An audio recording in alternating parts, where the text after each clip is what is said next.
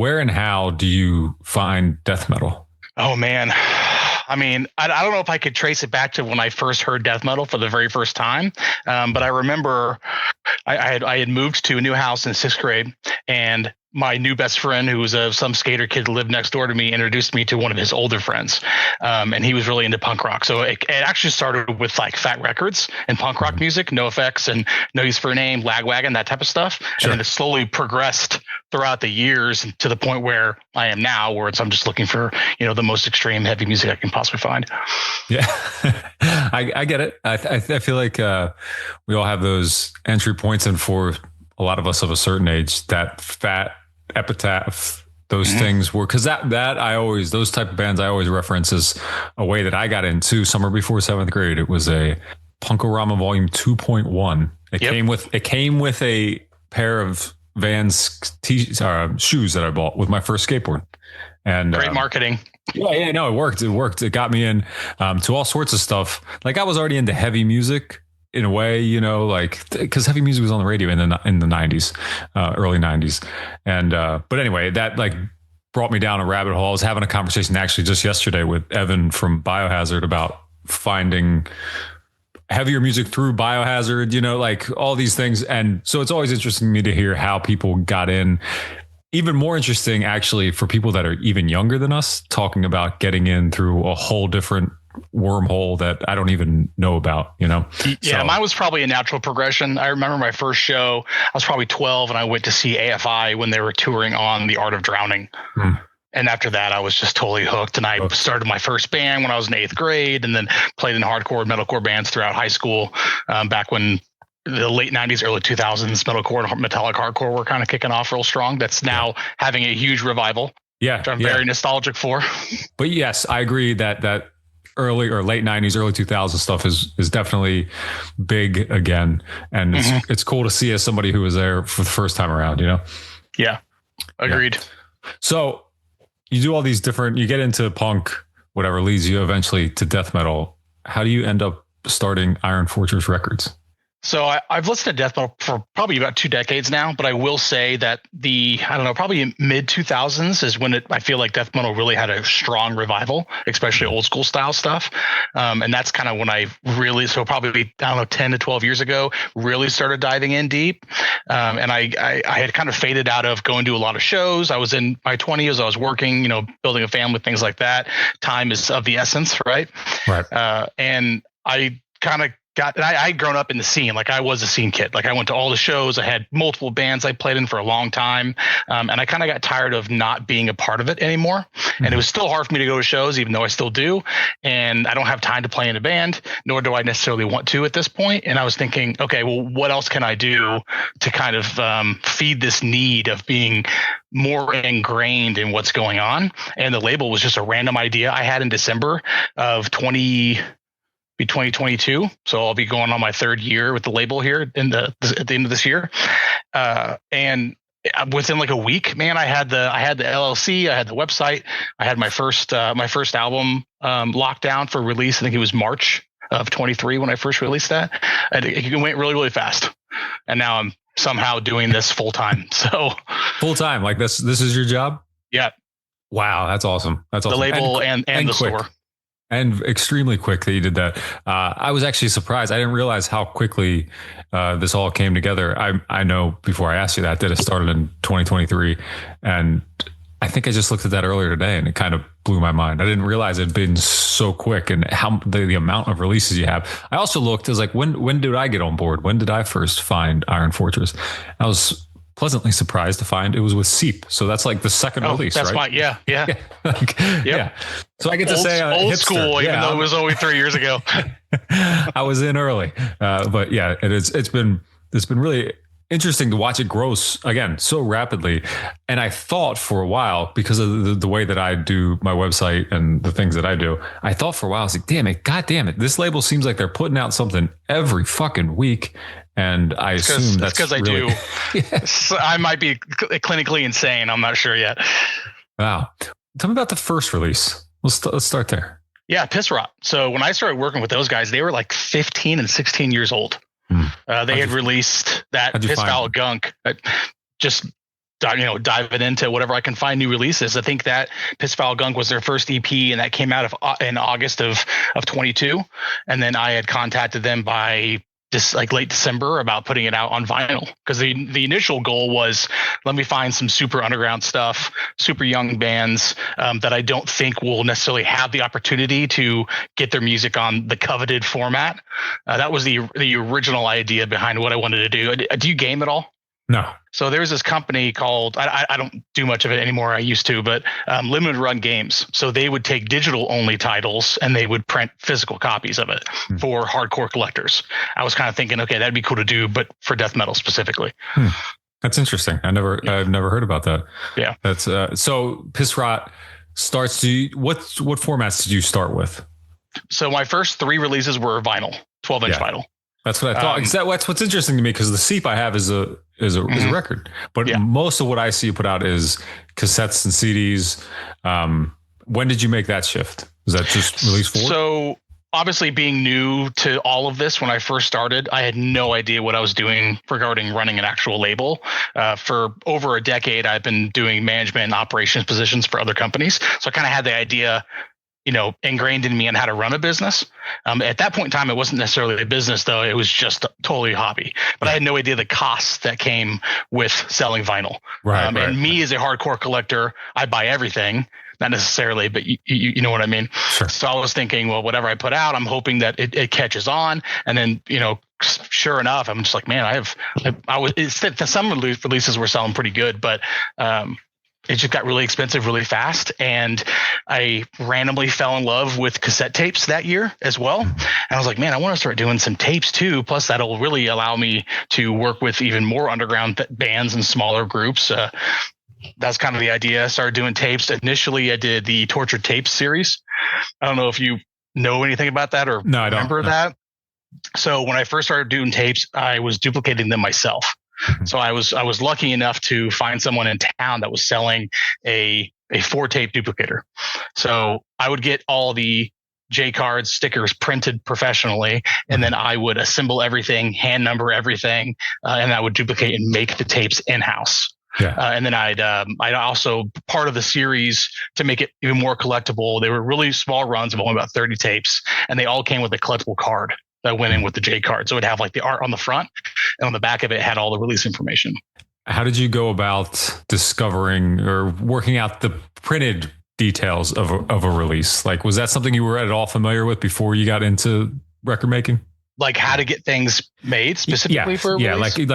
like putting together the physical pieces that make up a cassette or a CD or a record. Besides having one in my hand and knowing how it was put together and the pieces that came with it, other than that, I had no idea what I was doing. So it was all everything I've done regarding the label in the store is all by the seat of my pants. It's pretty impressive then. Do you mostly design and put together each release? Yeah. So everything you see on my YouTube, my Instagram, website, all of my layouts, all of my ad work, all that stuff is designed by me. Is that a skill you had before starting the label? In high school, I dabbled for fun. Obviously was very amateur, and I'm still very much an amateur. Adobe is insane, the amount of tools they give you on there. And I probably touched like 10% of it at best. Do you have the whole Creative Cloud? No, I used to, but I started using different video applications. Okay. So now I have the Creative Cloud for the things that I do, and there's so much shit that I don't even look at. I've never even opened. Anyway, so yeah, it can be very overwhelming. So in high school, I dabbled a little bit because it was fun. I actually wanted to be a graphic designer before I went to college. That didn't obviously pan out into anything. And then honestly, when I started the label again, I probably hadn't touched Adobe in almost 15 years. And then I did the layout for Piss Rot. And it's funny, if you go and look back at that layout, it's very, very basic, almost in a charming old school way, honestly. Yeah.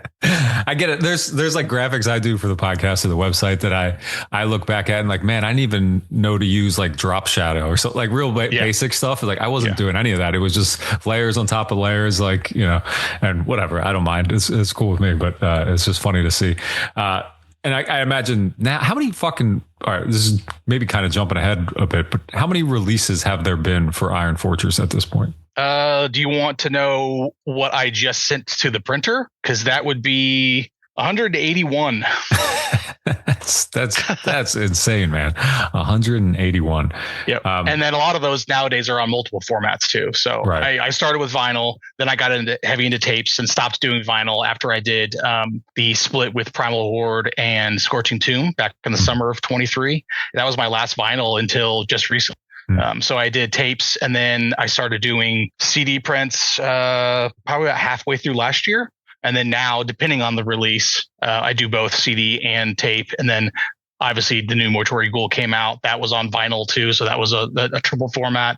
I did the Gordon Braced album that I put out earlier this year. That initially came out on CD and tape, but I went ahead and printed that on vinyl. So you'll see a lot more vinyl coming from me down the road. Not with every release, right? Just because it's so expensive and it's so risky. I know it's the dream of a lot of bands to have on vinyl, but it's much cheaper for a label to get tapes and CDs printed than vinyl. No, it's absolutely. It's like a thing that has totally flipped over the last 25 years. You know, it used to be the other way around, and it's it kind of sucks. Depends, I guess, what format. So like, I'm literally sitting beside a tower of CDs and in front of stacks of records. So I don't give a shit what it's. Yeah. You know what I mean? Like, I actually don't collect CDs at all. When I was younger, in the early 2000s, it was only CDs. Tapes weren't even a blink on the radar, right? And vinyl really wasn't either, besides like 7 inches, because I was really big into hardcore. And so it was CDs and 7 inches only. But now I don't touch CDs at all. I'm kind of starting to like them more than I used to, because I really do think they're probably the best format for physical media to actually for preservation. Yeah. But yeah, tapes. I'm a big tape guy. Vinyl is probably my biggest collection. But nothing cooler, man, than a old school death metal demo on a cassette tape. I'll never get over it. I hear you. I think my preferences changed over the years. Like you, I was also CDs for a long time. I don't buy much new CDs. This is I don't know if you can see or not what I'm pointing to, but this is like a stacks of bins and there's a bunch in the garage. I recently decided I was going to catalog everything I have in Discogs. And that's an undertaking. It was. I'm like 4,000 pieces in right now. You know, I used to keep a Google sheet of all mine, but after starting a fairly robust distro, which grows literally every day, it's very easy for me to get product for my own collection from doing this. And I can't even keep up with those lists anymore. So I'm sure I got multiple copies of all types of stuff. So maybe one day I'll dig into it and sell some stuff off. It's a mess. It's a mess when you finally do. It's cool though to look back through your shit and go, oh, I had this. I remember this one. Like, I don't know about you, but I like look at a CD and I can like remember everything about it. I can remember where I got it from, you know, what it was like around that time, blah, blah, blah, whatever. Iron Fortress, though, when do you feel like it started to pick up and you started to see like, oh, this is going to work? When I started going full time, which would have been actually 2 years ago at this point, which is crazy that it's been 2 years. Pretty early. Yeah. So it was already going well, but it was still a hobby. I got laid off. I was an operations manager for a esports startup here in town. And I got laid off from that job, and obviously the job market wasn't any better back then than it is now. And after looking for stuff for about 2 months, I was like, I'm just going to do this full time. I was already doing label stuff and I had a small distro, but it was making enough to where I was like, I could probably grow this. I have enough experience with running multiple other types of companies, be it retail or, like I said, working for a startup. I was like, I'm just going to put my business know-how. I have a degree in business administration. I was like, I'm just going to kind of throw all this together and make it work. So when I started doing it full time, obviously you have way more time to work on things. So things move much, much quicker. That's interesting because it seems like very quickly your expectations changed for this. Yeah, I guess you could say that. Yeah, if it went from a hobby to a full time. I mean, I even when it was just a hobby, though, I still wanted to be successull, which is my same outlook now. Well, I want people to want what I release. You know what I mean? That's never going to change. Do you know which release you feel like you found your audience? Was there one?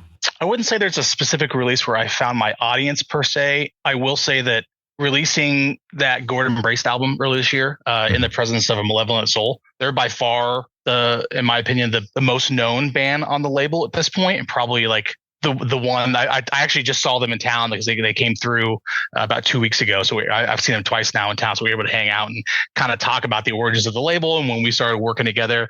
And I was like, man, I totally understand, guys, that I'm still a stepping stone label. Like I totally understand that. One day I hope to not be. That's the goal, obviously, right? But right now I'm kind of feel like I'm here to help get the best bands to the next level. The ones that want to go next level. I'll always be here, like true underground for anyone that is just wanting to put out awesome music and play local shows.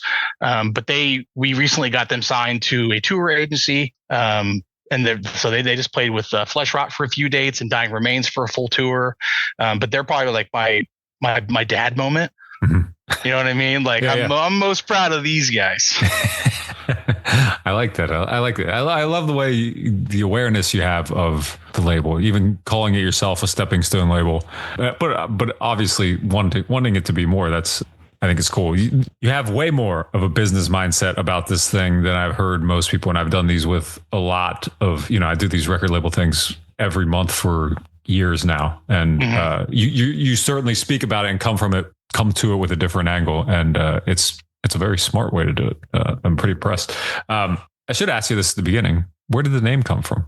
I previously mentioned earlier how I used to play a lot of games, a lot of RPGs, medieval fantasy. I'm a huge Dark Souls fan, like mega Dark Souls fan. And the name Iron Fortress kind of came about. Also just medieval fantasy in general. I'm a total nerd.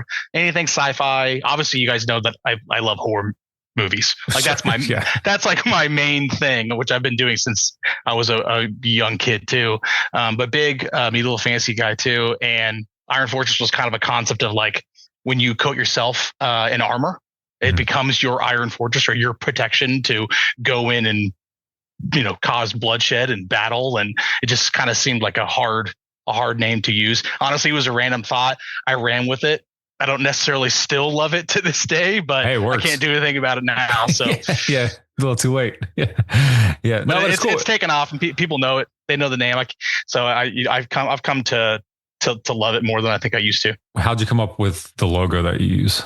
So I hired a guy on Fiverr. So when I started this label, I had no money, like probably most guys that are starting labels. Right. I actually originally invested 10 grand into it to get to the first 3 vinyl prints and more out the door. So I didn't have a ton of spare cash because there's a lot of things when you starting with vinyl is like an undertaking. Like looking back, it's very dumb. But that was just me being naive and having shipping no idea alone what I was doing. For vinyl is ridiculous. Oh yeah, and then I do branding on my packages. Then you want to give out free stickers. There's just so much money that goes into all of this. You got to buy a URL and your LLC if you want to do it properly. And setting all this up costs a lot of money. So I hired a guy on Fiverr. Sadly, he told me that within their legality limits of that platform, I cannot credit him with anything, which totally sucks because I would love to. Yeah. And I just told him, hey man, I want a skull that has like a helm on it. Can you make that? That sounds pretty metal, right? Yeah. And then with my very amateur Adobe skills, after messing around for a month, I put a circle around it and then did a very basic font that encircled it, and that's pretty much it. Hey, you got as much right to that logo as he does. Then it sounds like. Yeah, pretty much. Yeah. And if you look at it, it's a very detailed logo. I would like to maybe re-envision it one day. I'm pretty beloved. I love it at this point, and I've had some artists kind of redo their own version of it. But at this point, I don't know if I could ever actually replace it. I appreciate that, simply because I know some labels that switch the logo all the time. And just like when a band does it, it kind of drives me nuts. Like, I think it's more okay for labels to do it if they do it in like a seasonal type thing. Sure. Like, this is our 25th anniversary logo we're using for this year only. I find it weird when bands do that specifically, but because honestly, a lot of death metal logos are unreadable. Yeah. So after you looking at it so many times, you start to recognize it by its shape and how it looks. Right. It's more of a more so than stamp. what it actually says. Yeah.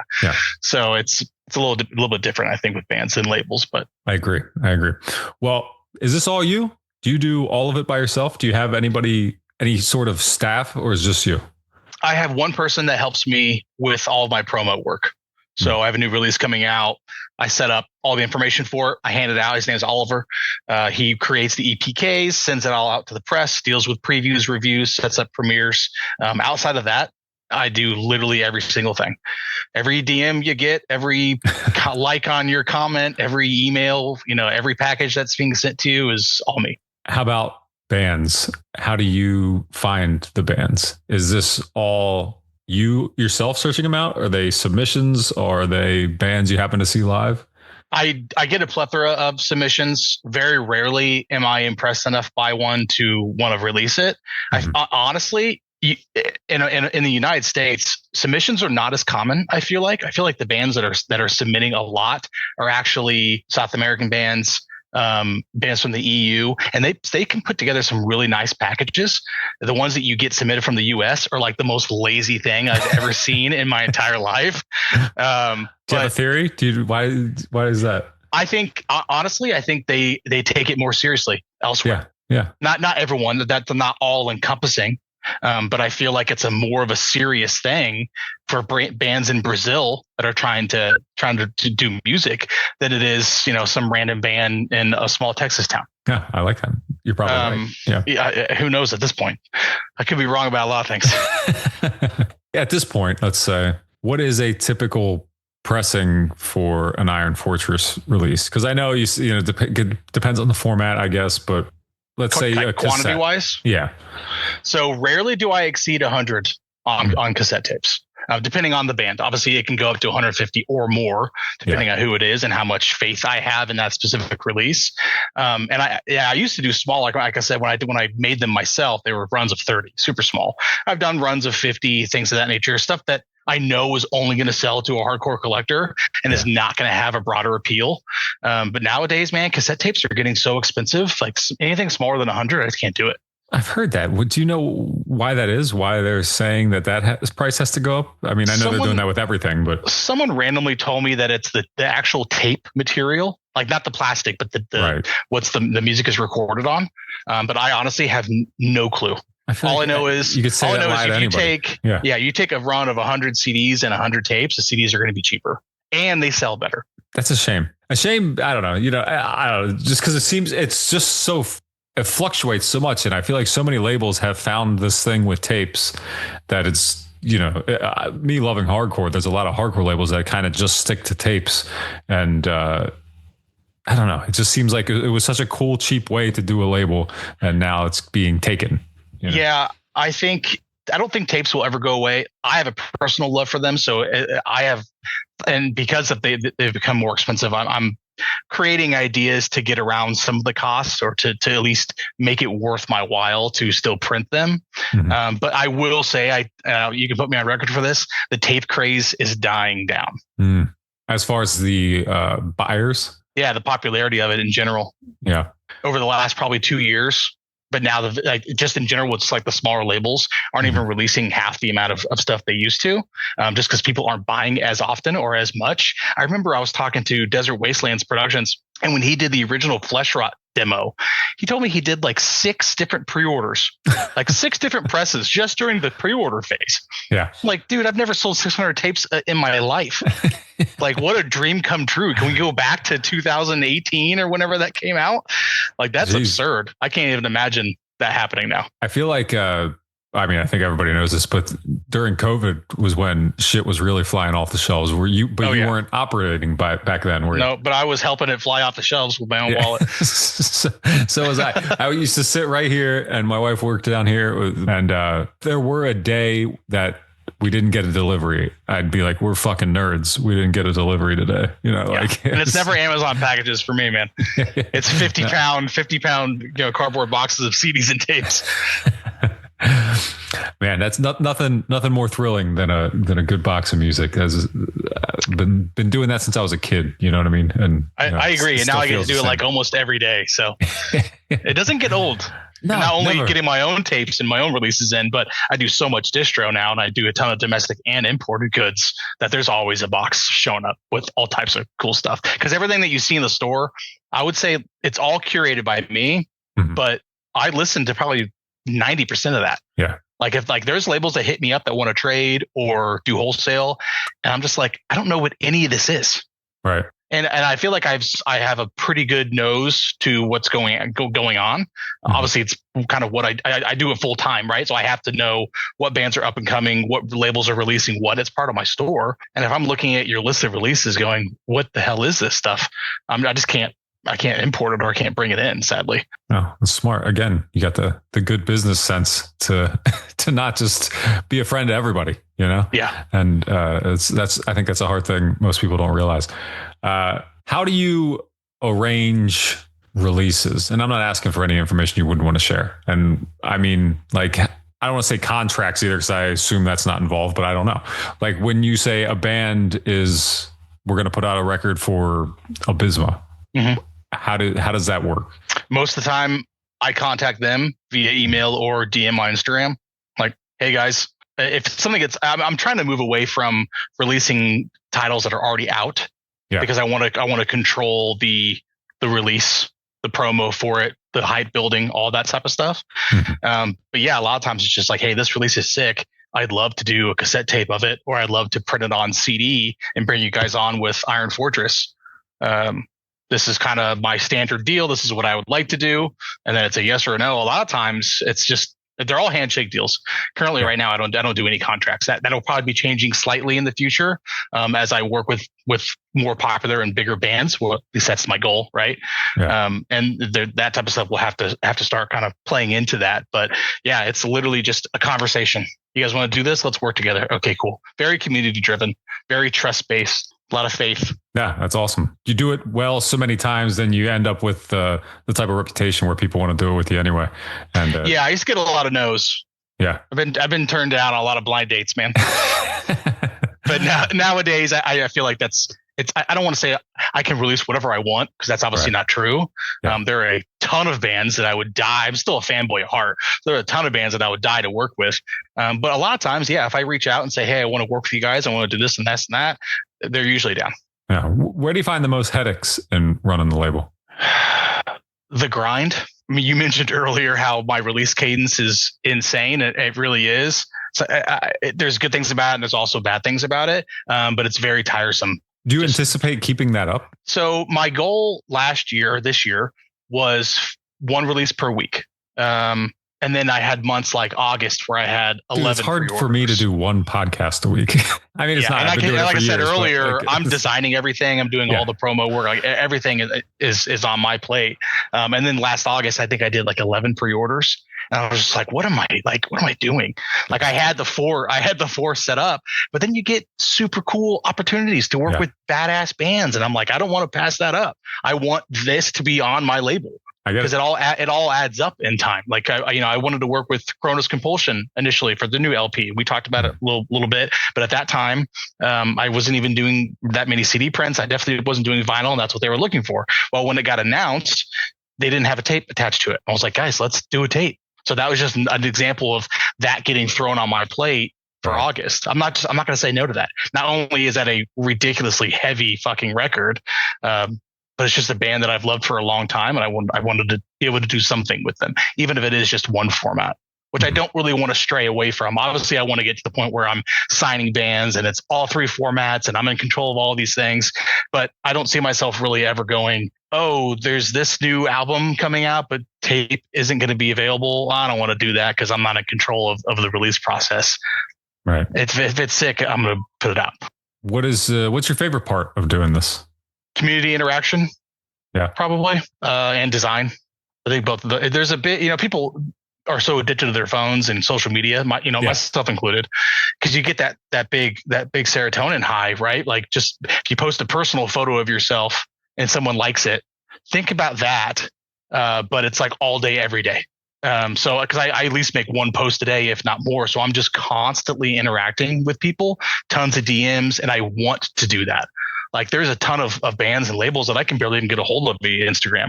But like if you DM me right now, I bet you'll have an answer in 20 minutes or less. Yeah. I get a big high in gratification off of doing that. And it helps really solidify my community and allows me to talk shop with people, but also it turns them into a fan of the label, or it turns them into a customer of the label. And people nowadays I think are kind of going back away from the shopping malls, right? And they want to know the person they're buying from.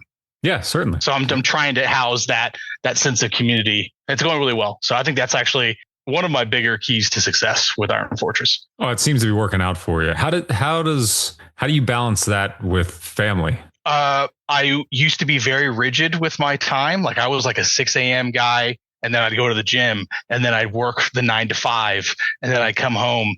Nowadays, it's just whenever I can get things done. My wife and I both work from home. One of my sons is in daycare, so we actually juggle a 1-year-old boy all day long while we're also both working. So, but if I need to hop on, I'll do 2 hours in the morning, take care of him, handle him for an hour and a half or so, and then take a lunch break, and then I'll hop back on for 2 to 3 hours, and then maybe after I make dinner that night, I'll do more stuff, and then I'm working weekends. But I love it though, so it's not like, oh man, I gotta put 3 hours in tonight. I got to design this layout. Bummer. Like I love doing this. So it's not really work per se. I know that's cringe and cliche when they say that if you love what you do, you never work a day in your life. That's not necessarily true, because if there is a grind to it, and I do feel burnout from time to time, but I'm putting all that on myself, so I can't really complain. I get it. Yeah. And you're also in control of it too. But I do recognize it. And from my own experience, doing things like this, there was like 2 or 3 years in a row where I was releasing like 2 to 3 episodes a week. So I was constantly I worked close enough that I would walk home. I'd do interviews with people, usually in Europe because of the time difference. Mm-hmm. So at noon, I'd be talking to somebody over there because it was 6 p.m. And then I'd come home, and then I'd do another one at night, and then I'd edit it all at 5 a.m. And then, but then after a while I realized I'm not having fun anymore. Yeah. Like I'm just doing this out of out of habit, and so as long as you don't get there, or if you do get there, just have the ability to pull back and go, I don't need to do it that way. Yeah. Luckily, I still feel good about what I'm doing on a daily basis, and I don't feel like I'm just doing it just to do it. There's a reason behind every release and every, all my work hours, I guess. Do I have it right that you also started another label, Blood Domain? Yeah, man. Mistake or a blessing? I don't know. I can't tell these days. Yeah, that's just a hobby label that I do. We talked earlier about me growing up in the late 90s and early 2000s, hardcore metalcore scene. So that's me just reliving that. Now that there's a huge revival going on, specifically with early 2000s metalcore, that's primarily what I released on tape and CD. What's been the big release there? Sadly, they are broken up now, but there was a band called Powerball that is very, very good. I did their first EP, and then I did a split tape with them and a band called Lake Verity back in May, I believe. So they were like my favorite, or the one I was the most proud of. Just a really badass band. If you haven't checked out, even they are, defunct now, still go back and listen to their stuff. I will. I'm not familiar with them, so I will check it out. I love myself some hardcore. Why make those things separate from Iron Fortress? I want Iron Fortress to be the home of death metal. Death metal. Yeah. I go outside the box a little bit here and there, but 99% of what you're going to get from me is going to be death metal, or very, very, very adjacent. Right. Well, if that all wasn't enough, doing the label, releasing 181 records in less than 3 years, you also decided to start a festival. Yeah. So far, honestly, man, it's not been too bad. A lot of people I told about this are like, "Oh, I've always wanted to do that, but I didn't really understand, know the undertaking, or how much time and money it would be." It really has not been that bad at all. I look around and I don't see a lot of labels my size that do showcases, at least in death metal. That's much more of a hardcore scene. Certainly, thing. Yeah. I was gonna say that's totally a hardcore thing. Yeah. Yes, me growing up in that scene, that's just kind of what I wanted to do. I want Iron Fortress to be a brand. I want people to look at the name and go, "This is like the best death metal label of all time," right? And in order to try to achieve that, marketing is essential. And I also want to sell more releases and work with more badass bands, and being able to offer them more and more opportunities is going to, bring that into me. And I have never thrown a show. I had played tons of shows with my old bands, never thrown a show in my entire life. Had no idea what I was doing. I hit up a couple. I decided on Indianapolis because I have a handful of really good bands from there that are on the label. It's also a good central Midwest location. Also just kick-ass city with a good scene. So I was like, let's do it here for the first year and see how that goes. My geography is not very good in the middle of the country. How close is that to you? 8 hours. Jesus Christ. I'll be driving with my buddy for 8 hours. Well, hold on. All right. I always hear that for people living in the Midwest, that 8 hours, that's not that bad. 12 hours, not that bad. But like for me to drive 8 hours, holy shit, that feels like an eternity. Yeah, I'm not like looking forward to the drive itself, to be honest with you. But we are going down for like 3 days. Yeah. So we're going down on Thursday. We'll have all Friday to kind of explore the city. Saturday is the fest, and then we're going to drive back on Sunday. So it's going to be split up a little bit. And is every band on the show a band that has a release on the label? Yes. How did you determine who plays when? Regarding the set times? Yeah. The only thing I really thought about was there are bands that are going to be driving.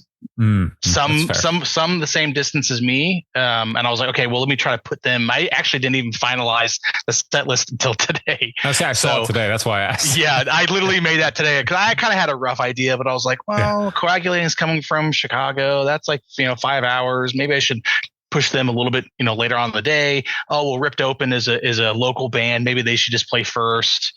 And then I got a couple touring bands. So Swampgrave, Ectospire, and Dysmorphia are actually going to be starting their tour a few days before the fest. And they're going to, because Ectospire is from Oklahoma, Swampgrave is from Louisiana, and Dysmorphia is from Texas. So they're going to all be driving up, but they built an entire tour around it and afterwards too. Wow. How's it going so far? How's the pre-fest news been? I feel like I've talked to a couple people actually that have thrown small fests like this, and they say that a lot of the bulk comes the week before and the day of. Even though you have the cheaper advanced tickets, most people just show up at the door. Yeah, I don't know. There's something about I'm like that too. I'm a day of ticket guy, and I think a lot of people are. I know that is not the way to go for anybody. I know that that's worse for the promoter, for the bands, for me, but I don't know. I'm like you. I'm a family dude, and am I really going to go? I got to wait until the day of to figure that out. Yeah, there's probably a lot of people that are also thinking, oh, I don't know, this is a couple of months out, which is probably plenty of time to plan to fly up there or drive up there, but I still don't know if I'm going to go.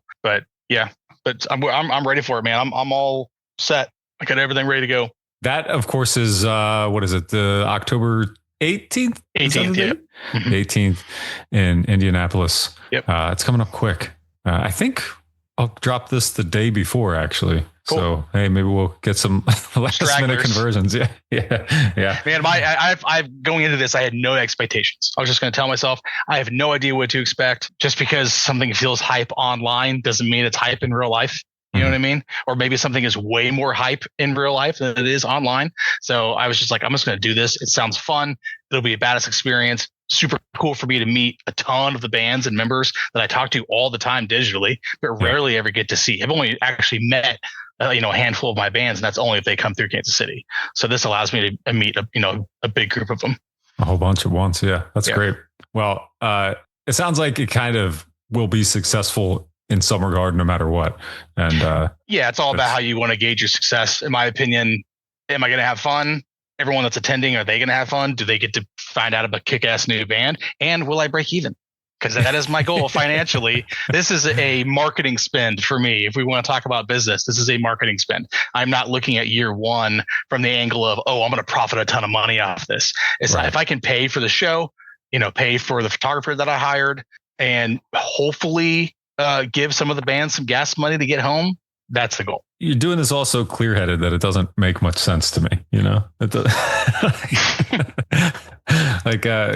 not always this well thought out. So it's cool. That's cool. Well, I don't even know if this fest was very well thought out, to be honest with you. So I make a lot of random decisions. Your self-awareness of it all is what I'm talking about. That's one of my strong suits, self-awareness. Good. I think everybody needs a lot of that. So. I would agree. If anybody wants some, just let me know. Yeah. All right. Well, so the Iron Fortress Fest, is that what it's called? Iron Fortress Fest? Iron Fortress Death Fest. Death Fest. All right. Is October. I keep forgetting that we're in October 18th in Indianapolis. You got a bunch of releases. Is there anything in the next few months coming in the near future for the record label?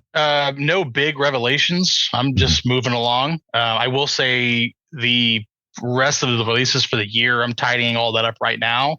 And initially, I wanted to take December off. And knowing me and how knowing me and how I operate, that is slowly. I'm slowly bleeding into that month now. So I'm still trying to like bring it back a little bit, but I'm really happy with what's going to be coming out the rest of the year, and then what I got planned next year.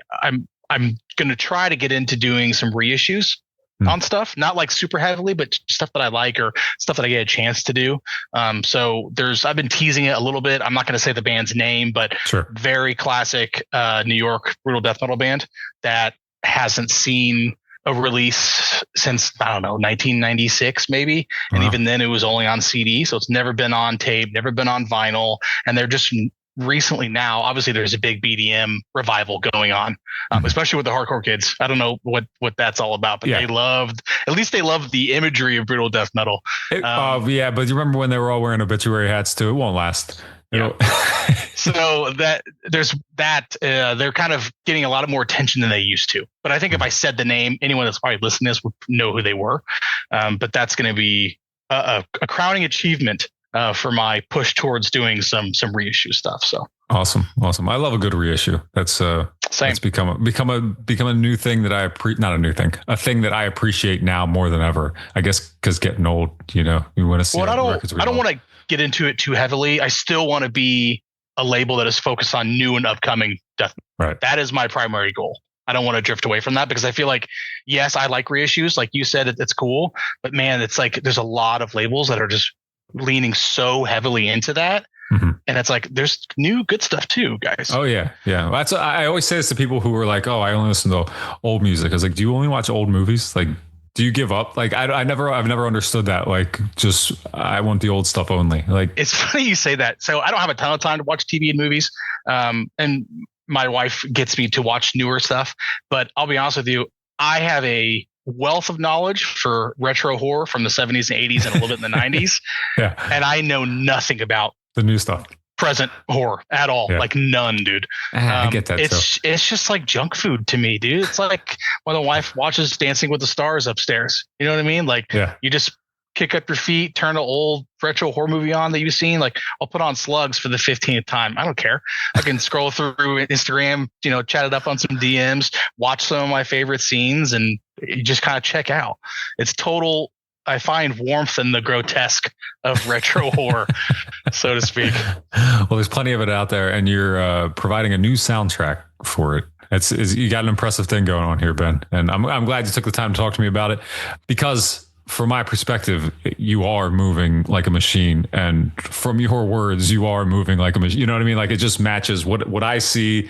I think what we all see, fans of the label and the bands that you're putting out, is really happening that way. And it's nice to hear the confirmation. It's very impressive. I appreciate that. Thank you. I work very hard, but I love what I do. So I'm hoping that everyone else sees what I'm doing and enjoys it more than anything else.